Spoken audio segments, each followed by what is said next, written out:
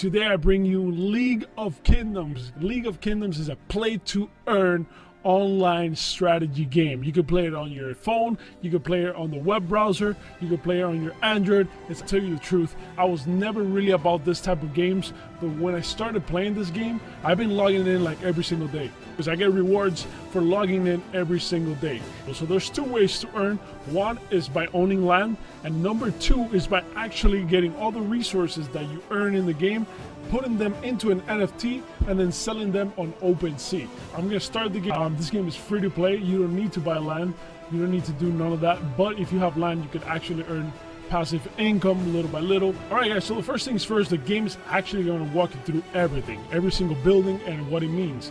And it's going to help you go through the game, but I'm going to walk you through with the game. So first, you got the resources on top. You got corn, you got wood, you got stone, you got gold coins, and you got crystals. All these can be mined within the game, within your actual kingdom and outside of the kingdom as well. So the crystals are very, very important, and they're very limited. So you can get them through mining, you can get them through doing quests, and you can also buy them. So the crystals are going to help you boost everything within the game. So if you're upgrading a building and it's taking 30 minutes, you can literally just do it right away with crystals.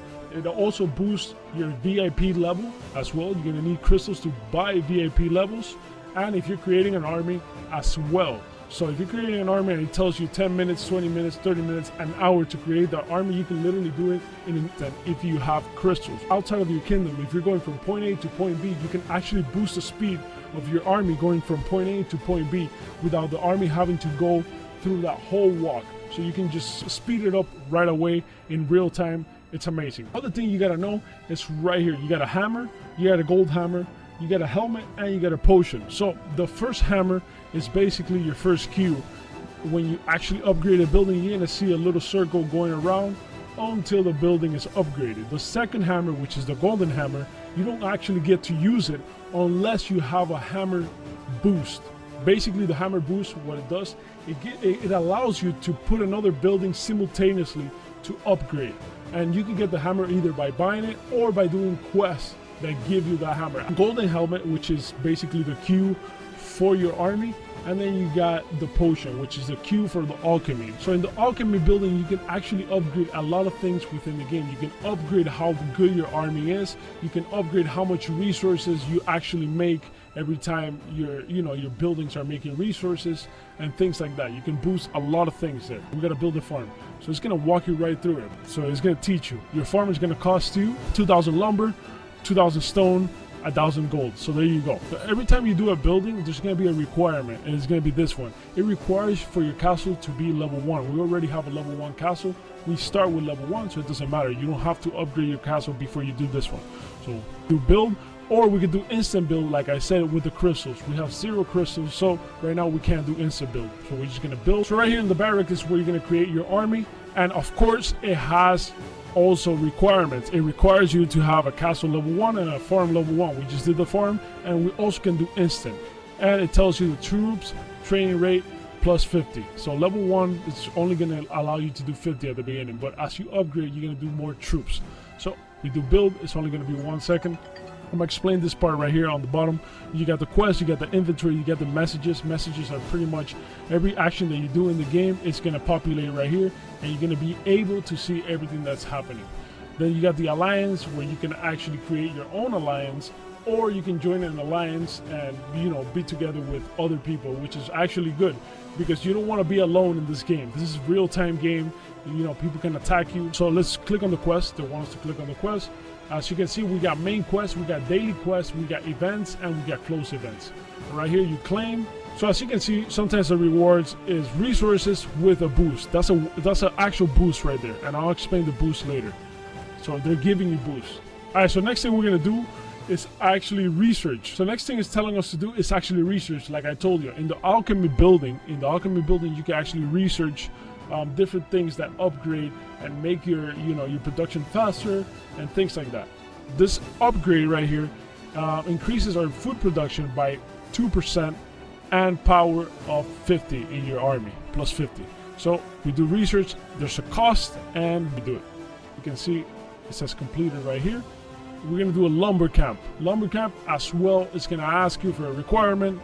a requirement level 1, and it tells you everything the actual lumber camp does. Now the game is asking us to do a quarry. This is where the stone, where you mine stone. And mind you, you can actually mine outside of your buildings. Outside, you can go with your army, you can mine stone, you can mine gold, you can mine crystals and stuff like that outside. You can actually go outside. I'll show you the outside part right now. So build a quarry. The next thing is a gold mine. We're gonna do a gold mine. So it requires me castle level 1. Here are the requirements in terms of resources, and it tells you everything the gold mine is going to do right here. So build. Now the game is requiring me to actually upgrade my castle to level 2. Now when you actually upgrading your castle as well, it's going to give you some requirements. So sometimes you're like, okay, I'm ready to upgrade my castle, and then you're like, okay, so it's requirement to do this. Right now we have everything on the right path, so we don't have to do anything. We just gotta upgrade it, and that's it. Alright, so this is a good example right here. We got the barrack. In the barrack, we have to upgrade it, but there's a problem.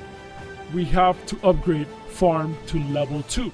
So what do? You click on it, it's not gonna allow you, then you gotta go to the farm. You click on the farm, and it takes you right away into the farm, and you level up the farm, and now you can actually go back to the barrack and level up. We gotta train some soldiers. Alright, let's do it. We click on the barrack, and as you can see, we can only do 100. It's gonna take 5 minutes. Alright, so as you guys can see, the game actually rewarded me, and it does that all the time. As you complete quests and stuff like that, it's gonna reward you with a bunch of things. So it makes it easier for you. So right here, it gave me 100x random troops. So I have 50 of these. So I just hit max, and I use it, and there we go. Very important. The game also gives you one advanced teleport. With the advanced teleport, what you can do is actually move your kingdom in the map to another location.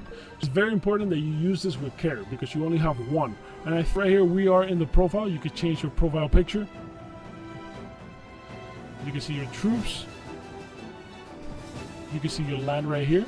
If you have a land, you connect it to your wallet. And this is the NFT part, where you can actually get all the resources. You can get all the resources that you have and actually create an NFT bundle and put it on OpenSea. Very, very important.